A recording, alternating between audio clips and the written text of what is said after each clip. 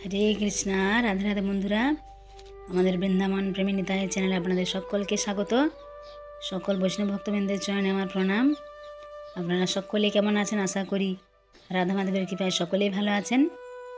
তো আমি শুক্লা আজকে আপনাকে দেখাবো বৃন্দাবনে যে চারধাম মন্দির। দেখুন বন্ধুরা, এটা মানে কিছুদিন হলে হয়েছে, আগে ছিল না। এখন অনেক নতুন নতুন মন্দির যেমন হচ্ছে। এটা একটা মানে খুব সুন্দর দর্শনের জায়গা। তো সেটা আপনাকে আজকে দেখাবো সামনে থেকে। দেখুন এখানে রয়েছে বৈষ্ণোদেবী। এটা বৃন্দাবনে বলা হয় অনেক, মানে এটার উচ্চতা অনেক বেশি। দেখুন বাইরের রাস্তা থেকে কত সুন্দর দেখা যাচ্ছে, তাই না? এটা অনেক উঁচু। এটা রয়েছে ছুটি করাতে রয়েছে, যা দেখুন চারধাম লেখায় রয়েছে এখানে। তো এখানে খুব সুন্দর সিস্টেম রয়েছে। হ্যাঁ, এখানে তো মানে একটা টিকিটের মতো কাটতে হয়, কিন্তু কোনো টাকা লাগে না। আপনি যদি কোনো ব্যাগ নিয়ে আসেন তার জন্য হয়তো এক্সট্রা টাকা লাগে, কিন্তু এমনি আপনি একদিকে জুতো রাখার জায়গা রয়েছে। তারপর হাত ধুয়ে আপনি দর্শনের জন্য প্রবেশ করতে পারবেন। কোথা থেকে এসছেন, আপনার কী নাম, কতজন এসছেন, এইসব একটু ইনফরমেশান দিতে হয়, কারণ এত বড় মন্দির করা হয়েছে। তো প্রথমে এরকম একটা রয়েছে গেটের সামনে, তারপরে ভিতরে প্রবেশ করতে পারবেন। তো অনেক সিকিউরিটিও রয়েছে, অনেক চারদিকে অনেক রাস্তা রয়েছে। দেখুন কত সুন্দর জলের ফোয়ারা করা হয়েছে, তাই না? দেখুন কত বড় এখানে মহাদেব। এটা অনেক হাইটের, প্রায় 70 ফুটের কাছাকাছি হাইট। আর এই একটা দেখুন রয়েছে মহাদেব। এটা কিন্তু কেমন দেখুন, ভোলা মহেশ্বরের কিন্তু ঘুরছে, মানে চলমান। আর তার নিচে রয়েছে ফোয়ারা। তো আমরা দিনের বেলার ভিডিও দেখাচ্ছি আপনাকে। তো সন্ধ্যেবেলা এখানে আবার অনেক লাইটিং হয়। হ্যাঁ, তখন আরও অনেক সুন্দর দেখতে লাগে, ভালো। হ্যাঁ, তো এখানে দেখুন এমনিতে তো চারধাম আমরা জানি যে, হ্যাঁ, কেদার, বদ্রী, গঙ্গোত্রী, যমুনোত্রী। হ্যাঁ, যেটা রয়েছে এটা আমাদের বৃন্দাবনেও রয়েছে 84 কোষের মধ্যে। কারণ হ্যাঁ, ভগবান শ্রীকৃষ্ণ কী করেছেন, তার পিতা নন্দরাজার ইচ্ছা ছিল যে তার সন্তান হলে, ছেলে হলে তিনি একবার চারধাম পরিক্রমায় যাবেন। তো তার বাবা মায়ের কষ্ট হবে এই ভেবে কৃষ্ণ কী করেছিলেন, এই 84 কোষের মধ্যে তিনি চারধাম প্রকট করেছিলেন। তো আমরা সেই ভিডিও একটা দেখিয়েছিলাম, যেখানে বৃন্দাবনে 84 কোষের মধ্যে রয়েছে কেদার, বদ্রী, গঙ্গোত্রী, যমুনোত্রী। এছাড়া এটা তো উত্তরাখণ্ডে আপনারা জানেন যে চারধাম আছে। তো সেটা তো অনেকের পক্ষে দেখুন যাওয়া সম্ভব নয় উত্তরাখণ্ড। তো যদি কেউ বৃন্দাবনে আসেন, 84 কোষ দর্শন করেন, তবু আমাদের কিন্তু আপনাদের চারধাম দর্শন হয়ে যাবে। দেখুন এখানে রয়েছে অর্ধনারীশ্বর। দেখুন এক সাইডে রয়েছে মহাদেব, একদিকে পার্বতী। তো এখানে চারধাম বলা হচ্ছে কী কী মন্দির রয়েছে। একটা রয়েছে শিবের মন্দির, বলছে শিবধাম। হ্যাঁ, একটা রাধাকৃষ্ণের মন্দির রয়েছে, একটা শনি ঠাকুরের মন্দির রয়েছে, একটা বৈষ্ণোদেবী। এই 4টা মন্দির রয়েছে। তো সেটা নিয়ে এখানে চারধাম বলা হয়েছে, নতুন করা হয়েছে কিছুদিন আগেই। এবং খুব সুন্দর পাথরের কারুকার্য, নিচে খুব সুন্দর, চারিদিকের পরিবেশটা খুব ভালো। অনেক সুন্দর সুন্দর গাছ লাগানো হয়েছে, চারিদিকে ছোটো ছোটো ঘাস রয়েছে। হ্যাঁ, মানে হাঁটতেও খুব সুন্দর একটা, এবং এত সুন্দর দর্শন। অনেক ভক্তবৃন্দরা আসে, আমরা শুনছিলাম অনেকে বলা বলি করছিল ওখানে যারা দর্শনের জন্য এসেছে, বলছে বা খুব সুন্দর জায়গা, মাঝে মাঝে দর্শন করতে এলে মনটাও খুব ভালো লাগবে।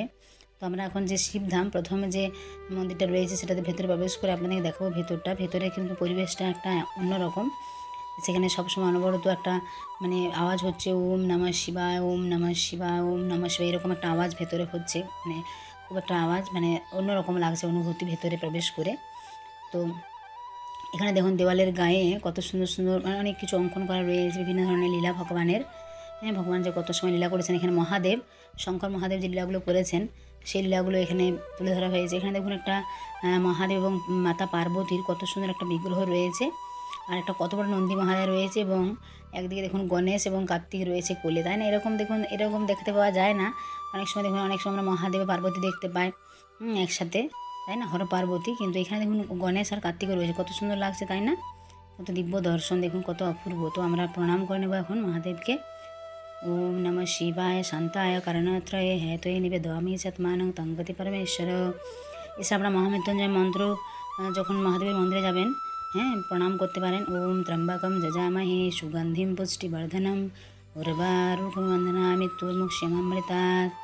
মাতা পার্বতীকে প্রণাম জানাবেন। দেখুন আমরা মহাদেব হলেন কে? পরম বৈষ্ণব। তিনি হলেন সবথেকে বড় বৈষ্ণব। তিনি সবসময় ভগবানের আরাধনা করতেন, তাই না? তাই জন্য আমরা যদি ওনার কৃপা আশীর্বাদ প্রার্থনা করি, তাহলে আমরাও কিন্তু ভক্তিপথে অগ্রসর হতে পারবো।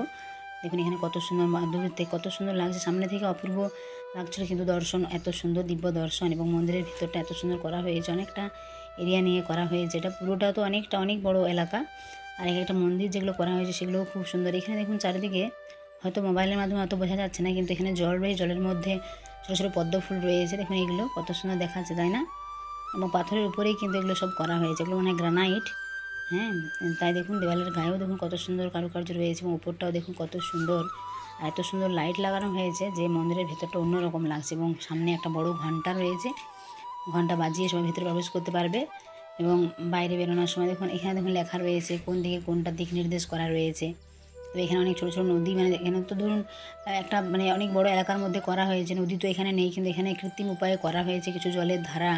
হ্যাঁ, সেগুলো মানুষ দর্শন করছে, কত সুন্দর অপূর্ব। দেখুন এখানে মন্দিরের যে স্ট্রাকচারগুলো, মানে যে শিবধাম বা শিবের মন্দির যেটা বা রাধাকৃষ্ণের মন্দির একই ধরনের করা হয়েছে, দেখতেও খুব অপূর্ব লাগছে একটা।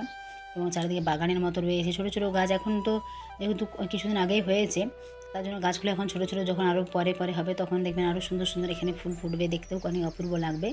তো আমরা এখন চলে এসেছি বন্ধুরা যে রাধাকৃষ্ণ ধাম, অর্থাৎ রাধাকৃষ্ণের যে মন্দির, সেই মন্দিরের ভেতরে আপনাকে দর্শন করবো। দেখুন এখানে রাধাকৃষ্ণের কত সুন্দর বিগ্রহ রয়েছে, কত দিব্য দর্শন, তাই না?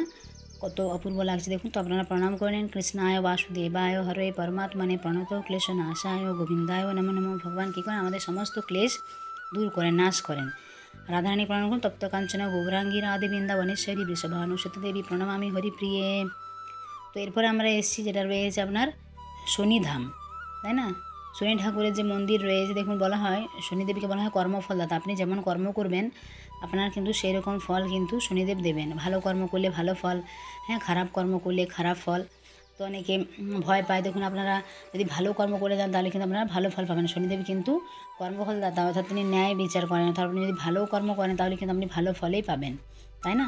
এছাড়া অনেকে সরিষার তেল অর্পণ করে। এছাড়া অনেকে শনির বলে যে দশা থাকে, গ্রহ দোষ, তার জন্য অনেকে কী করতে পারেন, সংকট মোচন যে রয়েছে হনুমান চল্লিশা আপনারা পাঠ করতে পারেন মঙ্গলবার এবং শনিবার। এছাড়া প্রতিদিন পাঠ করলেও ভালো, যদি আপনাদের সময় থাকে, তাই না? হনুমান মন্দিরে গিয়ে আপনারা সরিষার তেলের প্রদীপ দিতে পারেন, তাহলেও কিন্তু শনিদেব প্রসন্ন হন, আপনাদের যে শনির দশা থাকে সেটা কেটে যায়। তো এখানে রয়েছে শনিদেবের মন্দির, অনেকে বাইরে সরিষার তেল অর্পণ করছেন। তো আপনারা এটা করবেন, দেখবেন অনেক ভালো ফল পাবেন যদি হনুমান চল্লিশা পাঠ করেন প্রতিদিন, খুব ভালো। কারণ দেখুন আমাদের সংকটমোচন কী করেন, সমস্ত সংকট দূর করেন। দেখুন নামের মধ্যে রয়েছে, তাই না? সংকটমোচন, সমস্ত সংকট দূর করেন সংকটমোচন। তো এখানে একটা স্ট্রাকচারের মধ্যে করা রয়েছে যে সমস্ত চারধাম মন্দিরটা এটা করা রয়েছে, দেখুন কত অপূর্ব লাগছে, দিব্য, তাই না? এখানেও সবাই এসে দর্শন করছে।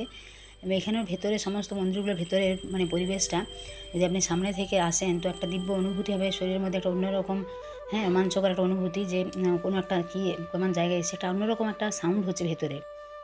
তো আপনারা সামনে থেকে আসলে দর্শন করতে পারবেন, খুব সুন্দর। এটা ছটি করাতে রয়েছে, খুব ভালো। এরপর দেখাবো বন্ধুরা আপনাদেরকে প্রিয়াকাঞ্জ মন্দির। দেখুন প্রিয়াকাঞ্জ মন্দির রয়েছে ছটি করা।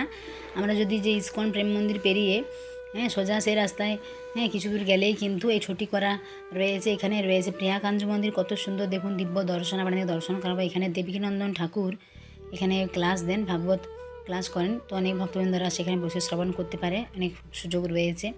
আর এখানে পূর্ণিমাতে খুব বড় উৎসব হয়, অনেক ভক্তবৃন্দরা এখানে দীপদান করে। বলা হয় 11টা পূর্ণিমা যদি পালন করা হয় তাহলে ভক্তের সকল মনোবাসনা পূরণ হয়। অনেক ভক্তবৃন্দরা এখানে এসে বলেনও যে অনেকের চাকরি হয়েছে, অনেকের সন্তান হয়েছে, অনেকের বিয়ে হয়েছে। এরকম কিছুদিন আগে মানে মহারাজ একবার ক্লাসে বলছিলেন যে একজন অনেক বয়স, 60 বছরের উপরে বয়সে একজনের পুত্র সন্তান হয়েছে, তিনি এখানে নিয়ে এসেছিলেন মন্দিরে এবং সেই ঘটনা মহারাজকে বলেছিলেন, দেবকীনন্দন মহারাজকে। তো এখানে দেখুন প্রিয়াকাঞ্জ কত দিব্য দর্শন, একবার ভগবানের রূপ আপনারা দর্শন করুন। তো দেখুন রাধাকৃষ্ণের অনেক নাম রয়েছে, তো এখানে প্রিয়াকাঞ্জু বলা হয়, কত সুন্দর, তাই না? ভগবানের এত সুন্দর হাসি মুখ দর্শন করলে আমরা যেন সব কিছুই ভুলে যাই। দেখুন কত দিব্য এবং ভব্য দর্শন, অপূর্ব দর্শন। আর তো খুব ভালো লাগে, আপনারা দর্শন করুন, কত সুন্দর। আর যারা আমাদের চ্যানেল নতুন তারা অবশ্যই আমাদের চ্যানেলটি সাবস্ক্রাইব করে পাশের বেল আইকনটা প্রেস করে দেন এরকম সুন্দর সুন্দর ভিডিও দেখার জন্য। সকলে ভালো থাকবেন, সুস্থ থাকবেন। হরি বল, রাধে রাধে।